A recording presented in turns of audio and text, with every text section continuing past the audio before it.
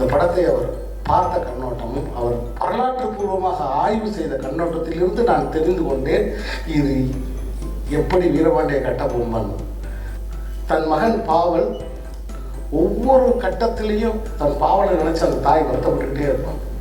So ஒரு தாயோட இயல்பே கடைசி வரை மனிதன் ஒரு மகனை நினைத்து பூரித்து போவதோ சந்தோஷப்படுவதோ அல்ல. என் வாழ்வில் ஒரு மறக்க முடியாத நாளாக நான் நினைக்கிறேன்.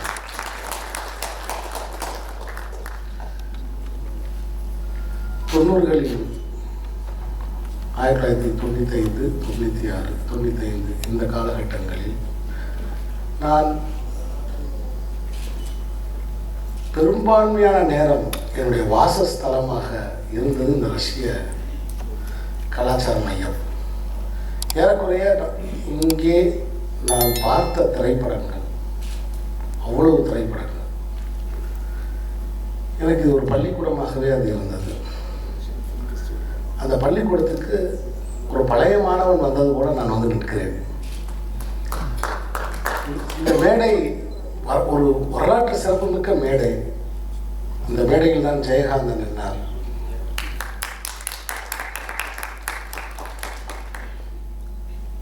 இந்த மேடையில் தான் எம்பி சீனிவாசன் அவர்கள் நின்றார்கள். இந்த மேடையில் தான்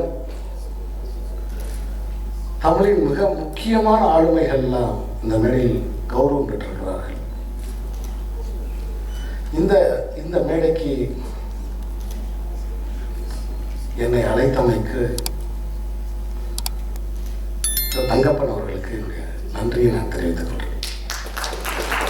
இப்படி ஒரு நிகழ்வு நடக்க வேண்டும் என்பதற்காக இதை ஏற்பாடு செஞ்ச பூச்சி முருகன் அவர்களுக்கும், அவர் எங்கள் டிபார்ட்மெண்ட் அவர், ஆனால் அவர் வீட்டு வசதி வாரியத்தில் இருக்கார். அவர் நடிகர் அவர், ஆனால் வீட்டு வசதி வாரியத்தில் இருக்கார். நடிகர்களுக்கு பல நன்மைகளை செஞ்சவர் எனக்கு நல்லா தெரியும். அவருடைய முயற்சியாலையும் அதே மாதிரி மாண்புமிகு அமைச்சர் அவர்கள், எங்கள் துறை சார்ந்த அமைச்சர் அவர்களுடைய தலைமையிலே இந்த பாராட்டு விழா நடக்குது அப்படிங்கிறது எனக்கு உண்மையிலே ரொம்ப பெருமையான ஒரு நிகழ்வாக எனக்கு இருக்கு. அப்புறம் இந்த மேடையில் இருக்கக்கூடிய மூத்தவர், ஒரு வழிகாட்டினே சொல்லலாம், என்னுடைய ராஜேஷ் அவர்கள், நடிகர் ராஜேஷ் அவர்கள். இந்த படத்தை அவர் பார்த்த கண்ணோட்டமும் அவர் வரலாற்று பூர்வமாக ஆய்வு செய்த கண்ணோட்டத்திலிருந்து நான் தெரிந்து கொண்டேன் இது எப்படி வீரபாண்டிய கட்டபொம்மன் ரஷ்யாவுக்கு போனதோ அதேபோல் மாமனிதன் போகிறது. அவருடைய ஆய்வு சாதாரணமான ஆய்வு அல்ல. எப்படி ஒரு இஸ்லாமிய மன்னன் வேலுநாச்சியாருக்கு சகோதரி நான் உனக்கு உதவி செய்கிறேன்னு செஞ்ச மாதிரியான ஒரு சமூக நல்லிணக்கம் இந்த படத்தில் இருக்கு.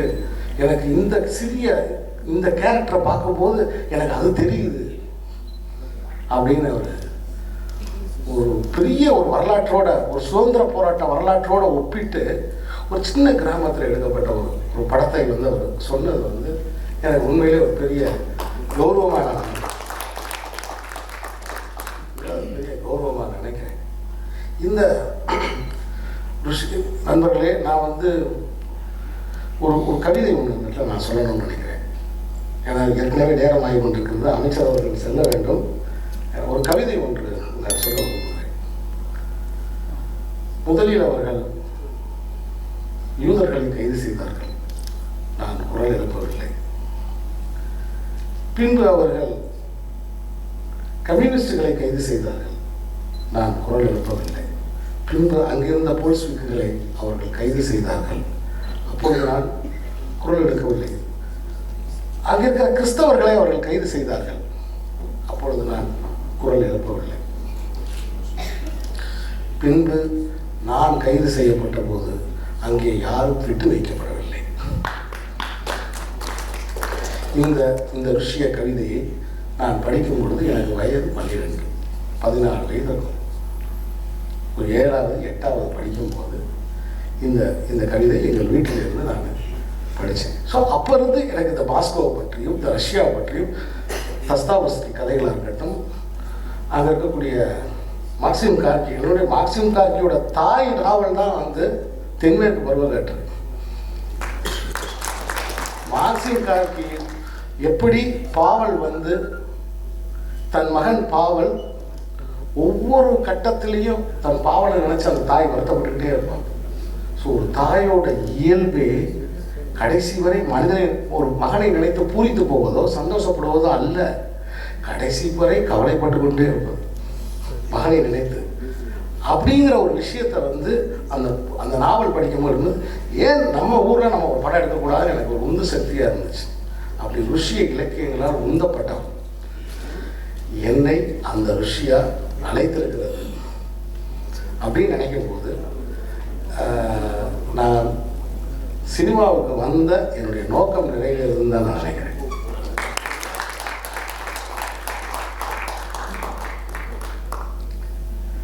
சினிமாவுக்கு வந்த நோக்கம் நிறைவேறும். எனக்கு வந்து ரொம்ப ரொம்ப ஒரு டிஸ்கனெக்ட், ஒரு கனெக்ஷன்ஸ் சொல்லுவாங்க இல்லையா, அது மாதிரி எனக்கு ஒரு நிறைய கனெக்ஷன்ஸ் இருக்குது. நான் சின்ன பையனாக இருக்கும்போது வீட்டில் வந்து எங்கள் வீட்டில் வந்து அந்த பச்சை கலர் சட்டை போட்ட ஸ்டாலின் அவர்களுடைய ஃபோட்டோ இருக்கும். நான் அதை பார்த்துக்கிட்டே இருப்பேன். இன்றைக்கி நான் கிரம்லின் மாளிகை பக்கத்தில் போய் தக்க போகிறேன்னு நினைக்கும் போது எனக்கு ரொம்ப பெருமையாக இருக்கு. ராஜேஷ் சார் கூட சொன்னார், நீங்கள் யாரையாவது ஆழமாக நேசிச்சிங்கன்னா நீங்கள் அங்கே போயிடுவீங்க அப்படின்னு சொன்னார். அதுக்கு ஒரு பெரிய உதாரணம் ஒன்று சொன்னார். எம்ஜிஆர் அவர்கள் அண்ணாதுரையை அதிகமாக நேசித்தார், அவரை போலவே இவருக்கும் குழந்தை இல்லைன்னார். ஜெர்காட்டினாங்க அப்படின்னு சொன்னார். நீங்கள் யாரை நேசிக்கிறீர்களோ அவராகவே நீங்கள் மாறிவிடுவீர்கள் அப்படின்னு கேட்டார். அது எந்த அளவுக்கு விஞ்ஞானம் இருக்கிறது, எந்த அளவுக்கு, அதெல்லாம் எனக்கு தெரியாது. அவர் சொன்ன ஒரு சின்ன தகவல் அந்த கணத்தில் என் மனதில் மின்னி மறைந்தது. ஸோ இப்படி ஒரு வரலாற்று சிறப்புமிக்க ஒரு பெருமை வாய்ந்த ஒரு நாட்டுக்கு இந்த மாமனிதன் படம் செல்கிறது. இதை உலக திரைப்பட விழாக்களுக்கு இந்த படத்தை அனுப்ப வேண்டும் அப்படின்னு நாங்கள் நினைத்த போது அதற்கு உதவி செய்த இந்த படத்தின் கதாநாயகன் மக்கள் சின்னம் விஜய் சேதுபதிக்கும், அதை உலக நாடுகள் எல்லாம் மிகவும் நேர்மையாக அனுப்பி வைத்த உலக சினிமா பாஸ்கரன் அவர்களுக்கும் என்னுடைய அன்பு நன்றி.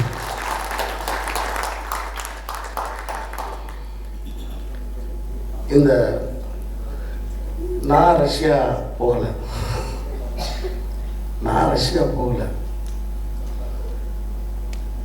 என்னோட மேற்கு தொடர்ச்சி மழை போகுது.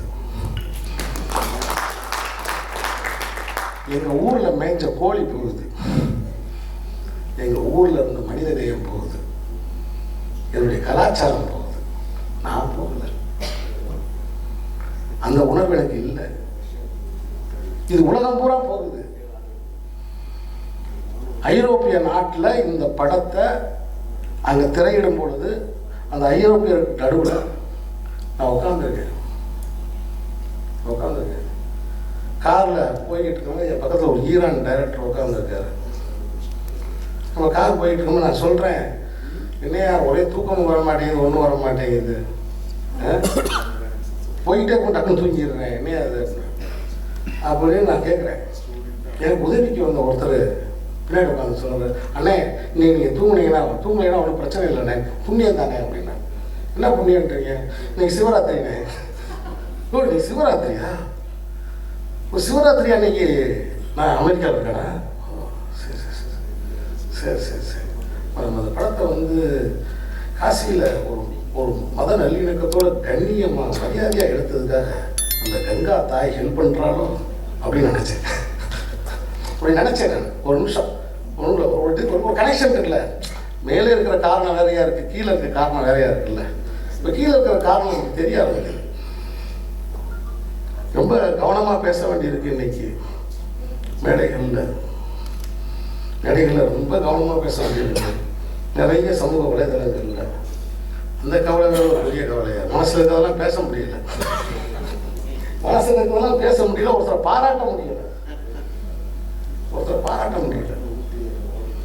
ஸோ மாண்புமிகு தமிழக முதல்வர் அவர்கள், ஐயா ஸ்டாலின் அவர்கள் ஆளக்கூடிய இந்த காலகட்டத்தில் ஸ்டாலின் அவர்கள் ஆண்ட ஒரு நாட்டுக்கு நான் போவது சந்தோஷம்.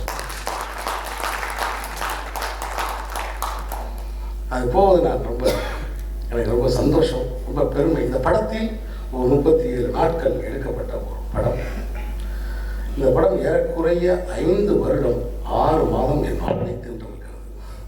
தர்மதுரை என்ற ஒரு மாபெரும் வெற்றிக்கு பிறகு, மகத்தான வெற்றிக்கு பிறகு 5 வருடம் 6 மாத காலம் படம் வெளியாகி இந்த 6 மாத காலம் வரை என் காலத்தை அது தின்றுகிறது. அப்படி இருந்தும் இந்த படம் திரைக்கு வந்துச்சு.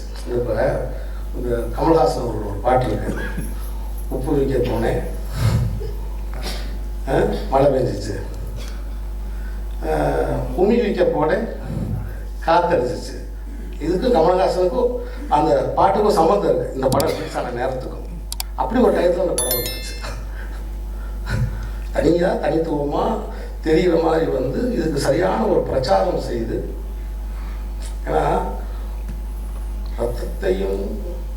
ரத்தத்தையும் காமத்தையும் அகோரத்தையும் கூவி விற்கும்போது நம்ம மூலிகையை கூவி விற்க வேணாமா? நம்ம மூலிகையை கூவி விற்கணும்ல. அப்படியான ஒரு சந்தர்ப்பத்தில் இந்த படம் திரையரங்கை வந்து சந்திச்சு ஒரு 20% ரசிகர்களோடு அது திரையரங்கத்தை விட்டு போச்சு. இப்போ என்கிட்ட சொன்னாங்க, நீங்கள் தான் 8 படம் எடுத்துட்டீங்கல்ல, இது நல்ல படம், நாளைக்கு டிவியில் போடுவாங்க, அதில் போடுவாங்க அப்படின்னா. அப்போ ஒரு தாய் 8 பிள்ளை பெற்றுட்டாலும் ஒரு பிள்ளையை சாக விடுவாளா? அது உயிரோட இருக்கிற பிள்ளைய. இங்கே இருக்கிற நாட்டு வைத்தியங்க போல குனிஞ்சிருந்து பார்த்து இது எதிர்க்காதுன்ட்டாங்க. அப்புறம் பார்த்தா உலக ஒலிம்பிக்கில் ஓடிக்கிட்டு இருக்கு.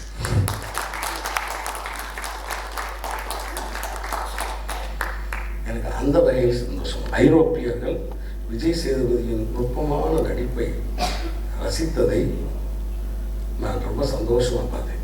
அப்போ விஜய் சேதுபதி ஒரு உலக நடிகன். இன்னும் கொஞ்சம் விழிப்புணர்ச்சி விஜய் சேதுபதிக்கு இருந்தால், வாழ்வை பற்றிய தெளிவு இருந்தால், விஜய் சேதுபதி போக வேண்டிய இடம் வேற, இன்னும் மேலே போகலாம். ஹிந்தி வரைக்கும் போயிருக்காரு இல்லையா? இனி ஒரு ஒரு ரஷ்ய படத்தில் நடிக்கலாம், ஒரு அமெரிக்க படத்தில் நடிக்கலாம், ஒரு ஆஸ்திரேலியன் படத்தில் நடிக்கலாம். ஏன்னா இந்த படம் இதுவரைக்கும் 650 ஸ்கிரீன் ஆகிருக்கு உலக நாடுகளில். 65 நாடுகளில் இருக்க ஜூரிகள் எல்லாருமே கிரியேட்டர்ஸ். ரஷ்யாவில் படம் பார்த்துருக்காங்கன்னா, நாங்கள் ரஷ்யா போகும்போது அங்கே ரஷ்யாவில் இருக்கக்கூடிய ஒரு முக்கியமான இயக்குனர் என்னை சந்திக்க போகிறாங்க. நான் மாஸ்கோ போகிறேன்னா, அந்த மாஸ்கோவில் திரைப்பட கல்லூரிக்கு நான் அழைக்கப்பட்டிருக்கேன். அங்கே தமிழ் சங்கத்தில் போய் நான் பேசுகிறேன். அப்போ அந்த படத்தை பார்க்கக்கூடிய உலக ஜூரிகள் அங்கே, அதன் மூலமாக தான் இவர் இந்திய நடிகர் அப்படின்றது அவங்களுக்கு தெரியும். ஸோ இது மாதிரியான ஒரு நல்ல சந்தர்ப்பம், ஒரு நல்ல ஒரு ஒரு பரிவர்த்தனை. இன்னும் தமிழர்களுடைய பெருமை விஜய் சேதுபதினால உலகம் பூரா தெரியும். இதுதான் என்னுடைய விருப்பம். அதனால தான் இந்த படத்தை உலகம் பூரா நான் இதை கொண்டு போய் சேர்க்கணும் பாஸ்கரன் சொல்லும் போது நான் ரொம்ப சந்தோஷப்பட்டு இதை உடனே செய்யுங்க. ஆனால் அந்த நேரத்தில் ஏதோ விஜய் சேதுபதி இந்த படத்துக்கு இதை அனுப்புங்கன்னு உதவி செஞ்சதுனால எனக்கு பெரிய உதவியாக போச்சு. இன்னும் நான் இதை தொடர்ந்து அதை அனுப்பிக்கிட்டு இருக்கேன். நேற்றுக்குள்ள ஒரு 50 படம் சேர்த்து எடுத்து அதை அனுப்ப நான் சொன்னேன். இந்த படத்தின் மூலமாக விஜய் சேதுபதி இன்னும் உலக புகழ் பெறணும், நம்முடைய கலாச்சாரம் இன்னும் மக்கள்கிட்ட போய் சேரணும் அப்படிங்கிறது தான் என்னுடைய விருப்பம்.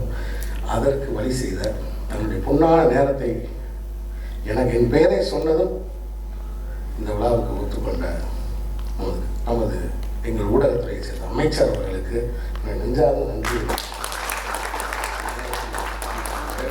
இங்கே வந்திருக்கிற அத்தனை பேரையும் நான் சொல்கிறேன். தூதர் அவர்களுக்கு என்னுடைய வணக்கத்தை.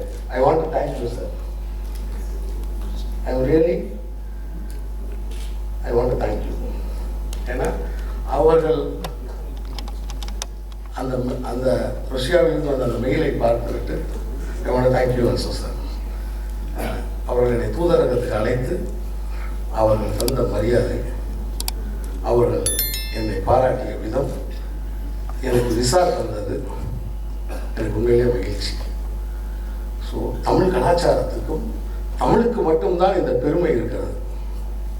நான் ரஷ்யா சென்று விட்டு அங்கிருந்து டெக்சாஸ் போகிறேன்.